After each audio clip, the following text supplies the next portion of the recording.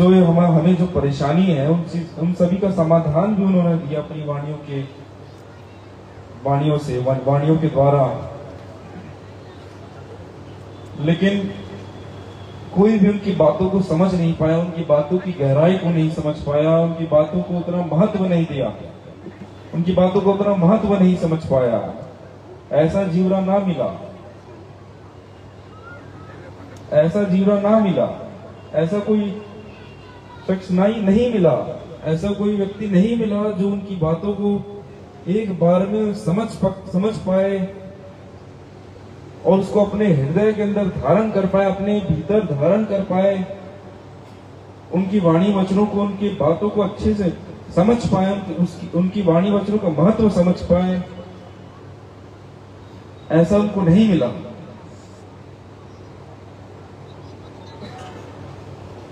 और सबसे पहली बात, जो सदगुरु कबीर साहब का जो संदेश है, जो सदगुरु कबीर साहब का जो ज्ञान है,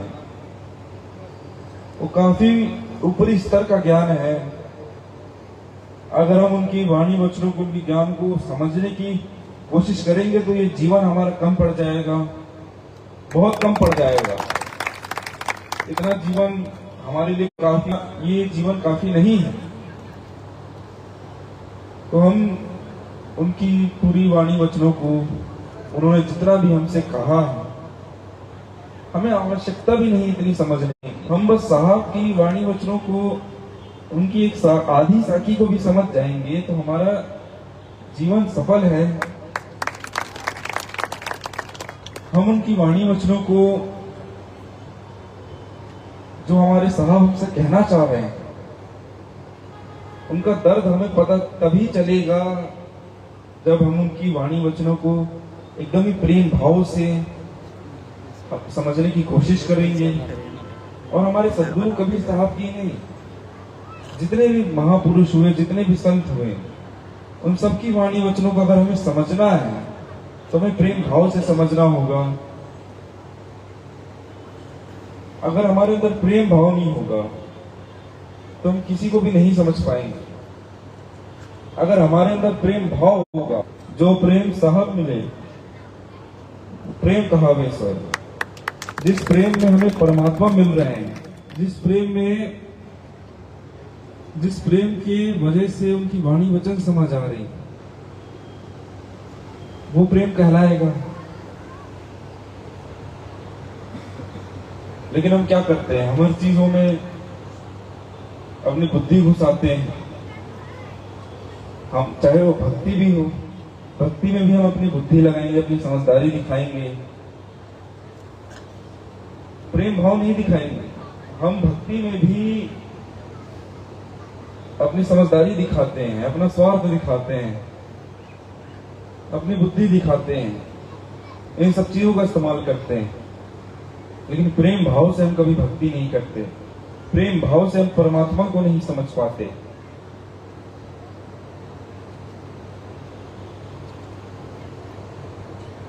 अब हमारे परमात्मा ने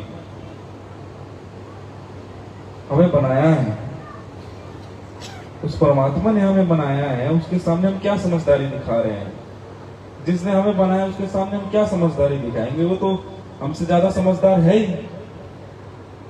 अब जिसने हमें बनाया है, जिसने पूरी सृष्टि बनाई है, हम उसके सामने अपनी समझदारी दिखाएंगे?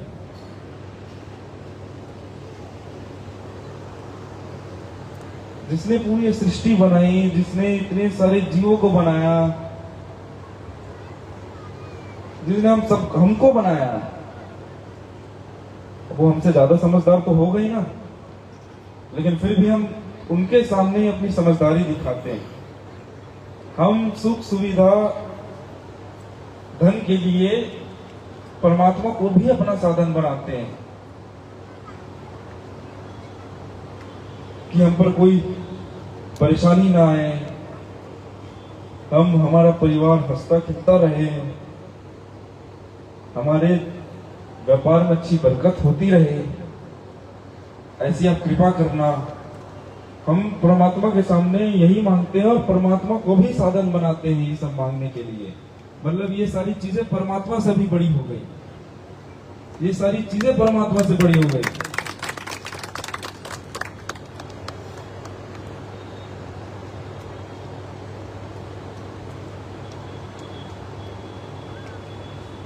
चौरासी लाख जीव हैं, उसमें से एक मनुष्य भी है। 84 लाख जीवों में से सिर्फ मनुष्य ही पैसे कमाने के पीछे दौड़ता है, पूरा जीवन पैसा कमाने के लिए लगा देता है। सोचते हैं हम 40-50 तक की उम्र तक हम अच्छा खासा पैसा कमा लेते हैं, अच्छी मेहनत कर लेते हैं, फिर जितना जीवन बचा रहेगा उसे हम अच्छे से शांति से जिएंगे, चैन से जिएंगे।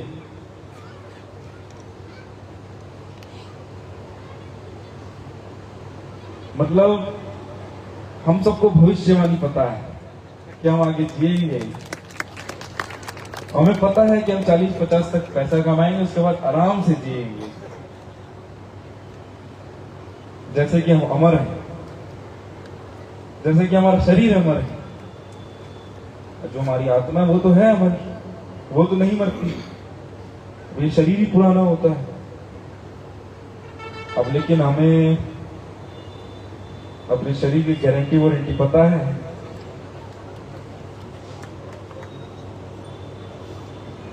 एक्सपायरी डेट कब आएगी वो पता है।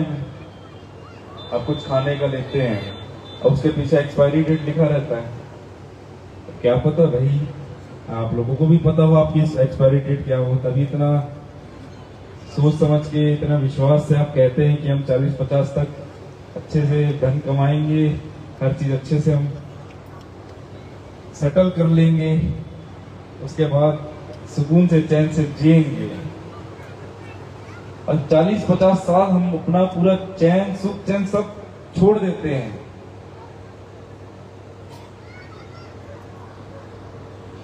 जितना हमारा चैन है, जितनी हमारी सुख है, हम इन चीजों को हटाकर इतनी मेहनत करते हैं।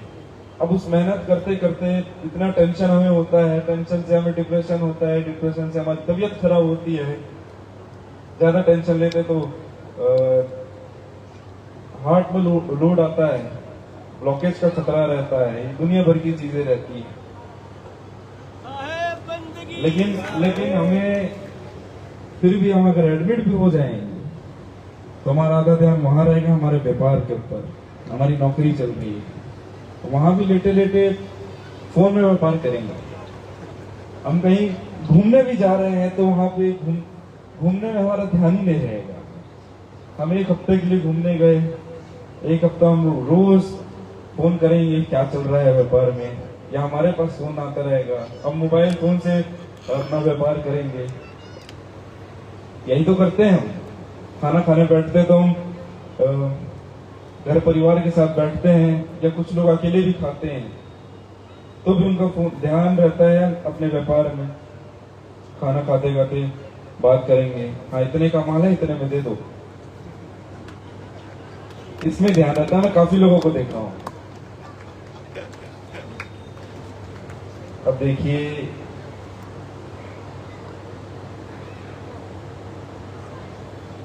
क्या आप ये सोचिए कि हमारे परमात्मा ने हमें सिर्फ धन कमाने के लिए ही और अपना घर परिवार देखने के लिए ही हमें इस दुनिया में भेजा है क्या? इस चीज के लिए हमें बनाया है क्या? खाने पीने के लिए। अब देखिए, खाना पीना, बच्चा पैदा करना तो जानवर भी करते हैं,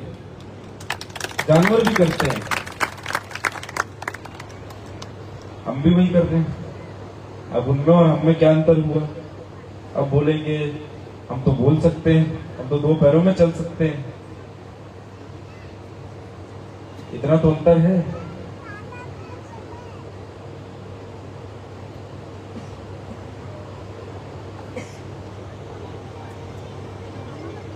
देखिए, हमारे परमात्मा ने सिर्फ हमें ये शरीर ही नहीं दिया, इस शरीर के साथ साथ हमें ये चेतना भी दी है, सोचने समझने की शक्ति दी है, बुद्धि भी दी है। हमारे परमात्मा ने हमें अब रोबोट तो नहीं बनाया है, कोई मशीन तो नहीं बनाई है कि वही एक ही काम करते रहे। पूरा जीवन हम उसमें बिता दें। अब कहते हैं अब मनुष्य का जो जीवन मिलता है, जो मनुष्य शरीर मिलता है, अब ये मिलेगा तभी तुम्हारी शब्द याद नहीं आ रहा है।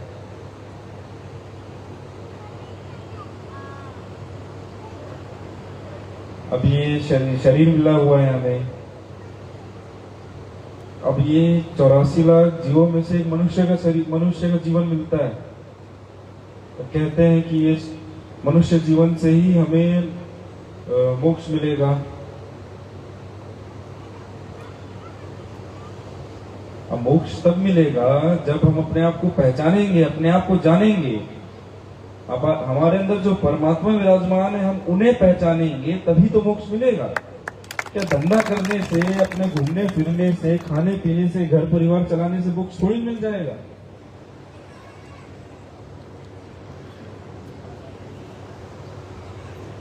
बस इन चीजों से थोड़ी ना मिल जाएगा मोक्ष। अब हम अपने आप को नहीं पहचान पा रहे हैं। अब परमात्मा तो दूर की बात, उनकी वाणी वचन तो दूर की बात, हम उन्हें तभी पहचान पाएंगे, उनकी वाणी वचन तभी पहचान पाएंगे जब हम अपने आप को पहचानेंगे। हमने तो अपने आप को पहचाना ही नहीं। पूरा जीवन भर हम पैसे कमाने के पीछे भागे हैं। पूरा जीवन हम हंसी मजाक में, खाने पीने में, आराम से, चैन से, सुकून से सोने में बिताए हैं।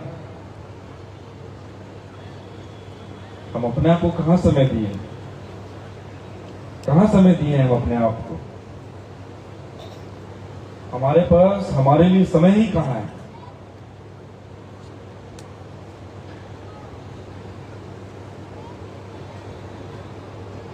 एक % हमारे पास अपने लिए समय नहीं है। 1 मिनट हमारे लिए समय नहीं है। हम अपने लिए 1 मिनट समय नहीं निकालते।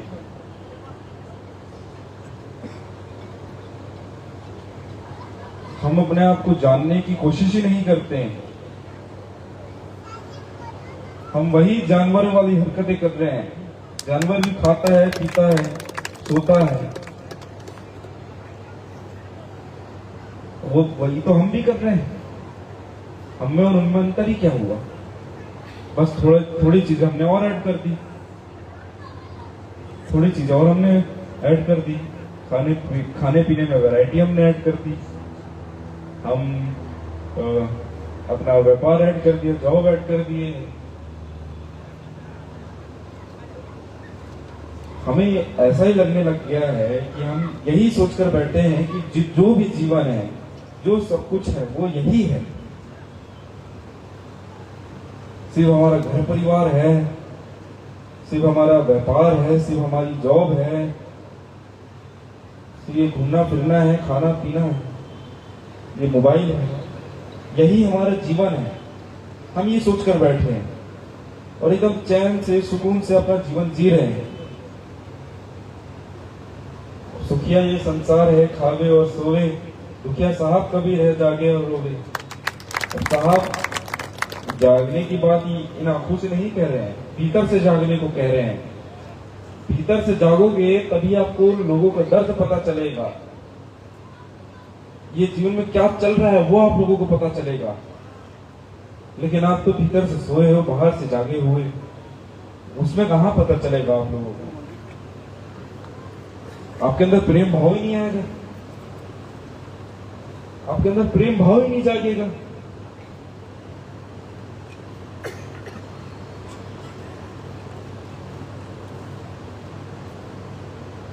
हम कब तक सोएंगे ऐसा?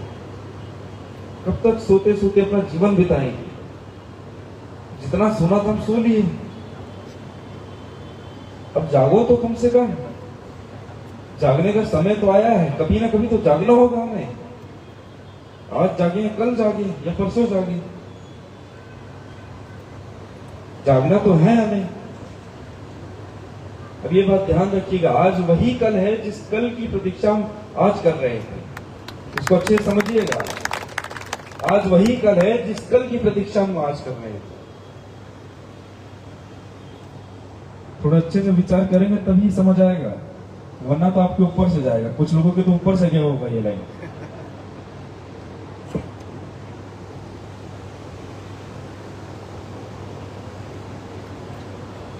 साहब ने तो ये भी कहा है, काल करे सो आज कर, आज करे सो अब, पल में परले होएगी भरी करेगा तो।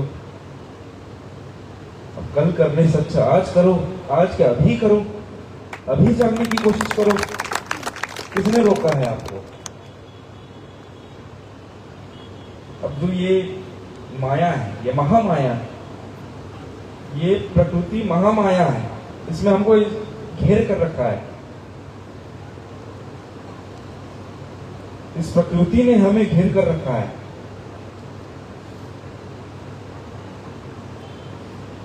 ये महामाया है, माया नहीं महामाया है। इस महामाया से आपको ऊपर उठना होगा, इससे निकलना होगा। इसने अभी हमें घेर कर रखा है, इसे आप जानिए। ये जान जाइए आप लोग कि हम अभी घिरे हुए हैं, इस महामाया में घिरे हुए हैं।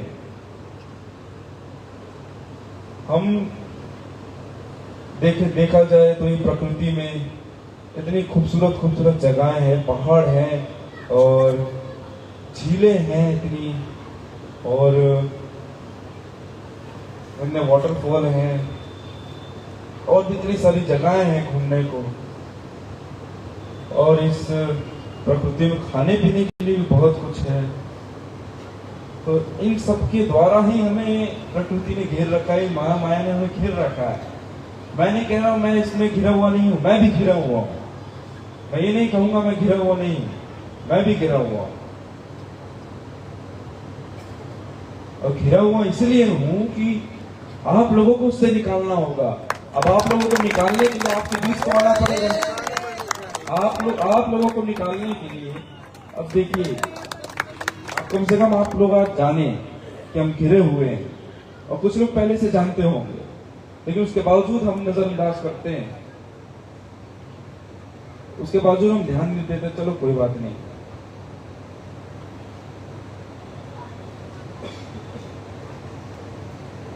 प्रकृति हमें आकर्षणों से बांध कर रखेगी, हमारे सामने इतने आकर्षण रखेगी, इतनी सारी चीजें रखेंगी कि हम कभी ये विचार भी नहीं करेंगे कि हम इन सब में घिरे हुए हैं। हमको ऐसा लगेगा भी नहीं कि हम इस पर घिरे हुए हैं, हमको ऐसा ही लगेगा। लेकिन देखा जाए तो हम घिरे हुए हैं, हम चैन से सो नहीं रहे हैं। हमें चैन से सोना नहीं है, चैन से खाना पीना नहीं है। अब हमें जागना होगा, हमारे महापुरुष हमसे क्या कह रहे हैं वो समझना होगा। आप लोग या तो मोबाइल से, या तो ये जैसे अभी बैठे हैं, ये चर्चाएं हो रही है, या प्रवचन से, किसी की कथाएं से आप जितना भी ज्ञान ले लीजिए, वो सब ज्ञान 2 कौड़ी का है जब तक आपके अंदर आत्मज्ञान नहीं होगा। जब तक ये सारी ज्ञान 2 कौड़ी के हैं, जब तक आत्मज्ञान नहीं होगा। आत्मज्ञान ही मात्र सहारा है। आत्मज्ञान होगा तभी हम इन चीजों से निकल पाएंगे, तभी हमको मोक्ष मिलेगा। ये चीज आप ध्यान रखिएगा, ये चीज आप ध्यान रखिएगा, ये चीज आप याद रखिएगा। तो आत्मज्ञान कब होगा? आत्मज्ञान तब होगा जब हम अपने आप को समय देंगे, हम अपने आप के लिए समय निकालेंगे, अपने आप को पहचानने की कोशिश करेंगे, हम अपने आप को जानने की कोशिश करेंगे, तभी तो हमें आत्मज्ञान होगा। जो सारी चीजें हैं हमारे सामने, जो भी हो रही है हमारे समाज में, जो ये टूटियां आ गई है, वो हमें पता चलेगी।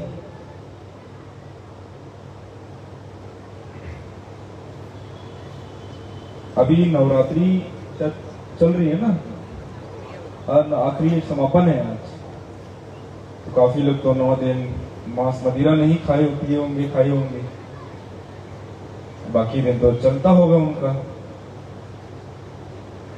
अब ये लोग, मुझे समझ नहीं आता ये कौन से विचारधारा के, कौन से विचारधारा के, अपने आप से ही झूठ बोलते हैं। अब देखिए ये तो जानवर भी नहीं है ना, ये मनुष्य है। अब जो मांसाहार जानवर होता है तो रोज खाता है, वो कौन सा नवरात्रि देखता है, वो कौन सा मंगलवार देखता है, वो तो रोज ही खाएगा।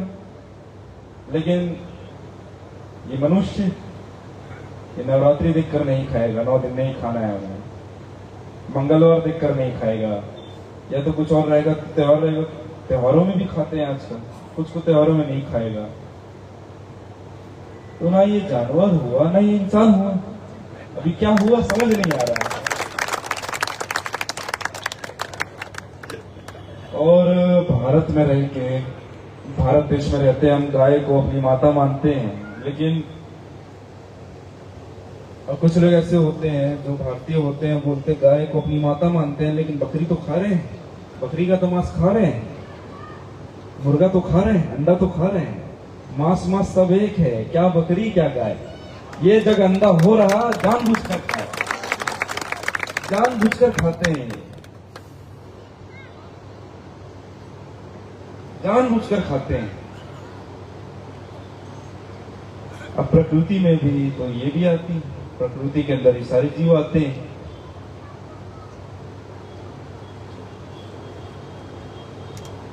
अब देखा जाए तो अब जो बकरी होती है, बकरी को सबसे ज्यादा खाया जाता है। अब बकरी खाते हैं, अब बकरी को देखा जाए तो एकदम सीधी एकदम भोली भाला एक जीव है। वो तो बेचारा अपना घास खाता है, मैं करता रहता है, ना किसी को काटता है ना किसी को हमला करता है, उसको ही खाते हैं हम, उस निर्दोष को खाते हैं। वो बेचारे भोले भाले को खाते हैं। यार मांस खाना है तो तुम जाओ शेर का शिकार करो, शेर को खा के दिखाओ, शेर को मार कर दिखाओ, शेर को उठाकर लाओ, उसको काट कर दिखाओ, तब मानेंगे हम।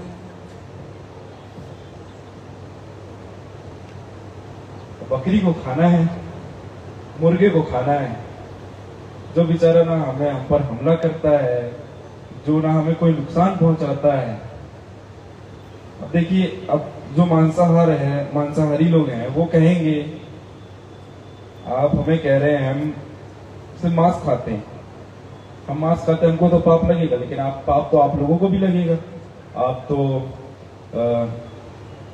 फल खाते हैं, सब्जियां खाते हैं, उनमें भी जीव होता है, उसको भी तोड़कर आप खा रहे हैं। लेकिन आप जिनको खा रहे हैं, मांसाहारी लोग जिनको खा रहे हैं, बकरी को खा रहे हैं, गाय को खाते हैं, मुर्गी को खाते हैं, ये क्या खा रहे हैं? घास फूस खा रहे हैं, घास फूस खा रहे हैं ना। चाहे मांसाहारी जो होती है, हमसे पाप होता है, लेकिन जानबूझकर करना वो अलग हो जाता है, जाने अनजाने में करना वो अलग हो जाता है। कम से कम जीव दया का हमें महत्व समझना होगा। जितना हो सके, जितना ज्यादा हो सके उसका हमें पालन करना होगा। हमें अगर गलती से देखिए हम रोड में चलते हैं तो काफी देखते हैं चींटियां भी रहती हैं, तो देखने के बावजूद भी बहुत लोग खून के निकल जाते हैं, या फिर शरीर में कोई अगर चींटी चढ़ गई तो उसको दूर से हटा देते हैं, या कोई कीड़ा आ गया उसको हटा देते हैं। और आपको देखकर बाकी लोग उस जीव दया का पालन करेंगे। अभी जो हमारा मिशन है वो आध्यात्मिक भौतिक दोनों है। अब भौतिक है जीव दया से, आध्यात्मिक है आत्म पूजा से। अभी भौतिक और आध्यात्मिक जो है वो हमारे एक एक पैर हैं, एक पैर भौतिक है, पैर आध्यात्मिक है। दोनों में से एक पैर भी लड़खड़ाता है तो हम गिरते हैं। तो दोनों को हमें एकदम बैलेंस बनाकर चलना होगा। हमें जीव दया करनी होगी, जीवों पर दया करनी होगी, सभी जीवों को प्रेम भाव से देखना होगा, सबको एक समान मानना होगा। और आत्म पूजा यानी अपने आप को कम से कम पहचानना होगा। हमें अपने आप के लिए समय निकाल कर अपने आप को जानने की हमें कोशिश करनी होगी। एक जगह हमें सुर्ती लगानी जरूरी, एक जगह हमें ध्यान लगाना है। जो उद्देश्य है हमारा वो हम आप लोगों को बताने आए हैं। तो मैं आप चाहूंगा आप एक बार हमारे उद्देश्य को आप अच्छे से समझिए। और जो ये केडीवी मिशन बना हुआ है, सदगुरु कबीर धनदास वंशावली मिशन, ये शॉर्ट फॉर्म है केडीवी मिशन। आपको और अच्छे से समझना है तो उस एक पत्रिका है हमारी, उससे आप समझ सकते हो, स्टोर में मिल रहा है। मैं उसको कोई विज्ञापन नहीं कर रहा हूँ, मैं आप लोगों को इसलिए बोल रहा हूँ उसे आप पढ़िए, उसको लेकर पढ़िए, ताकि आप कम से कम जो हमारा उद्देश्य है जीव दया का और अपने आप को आप जान सकते हैं, उसमें आपको मदद मिलेगी। मैं इसलिए कह रहा हूँ आप एक बार जरूर पढ़िएगा उसे। और हमें इंसान का शरीर मिला हुआ है, हमें बुद्धि मिली हुई है, हमें चेतना मिली हुई है, हमें सोचने समझने की शक्ति मिली हुई है। जानवर हम पर बहुत फर्क है, जमीन आसमान का फर्क है। हमें अपना जो जीवन है, हमारा जो जीवन है, वो हमें अपने लिए नहीं जीना है, ये व्यर्थ की चीजों में के लिए नहीं जीना है, सभी जीवों के लिए जीना है, सभी जीवों की सेवा में समर्पित करना है। हमसे जितनी सेवा हो सके हम उतनी सेवा करनी है सभी जीवों की। आप लोग मेरी बातों पर एक बार जरूर विचार करिएगा। मैंने अभी तक आपसे जो भी बातें कही आप उस पर जरूर विचार करिएगा। और ये जो पत्रिकाएं हैं, अब दोनों ये पत्रिका आप जरूर एक बार पढ़िएगा, वो पढ़े या ना पढ़े, ये पत्रिका एक बार जरूर आप पढ़िएगा, इससे आपको और अच्छे तरीके से समझ आ जाएगा। तो मेरी बातें आपने बहुत ही ध्यानपूर्वक सुनी है, मैं आप सभी का बहुत बहुत आभारी हूँ। और एक बार और बहुत बहुत धन्यवाद आप सभी का, इतना आपने मेरा स्वागत किया। साहेब बंदगी साहेब।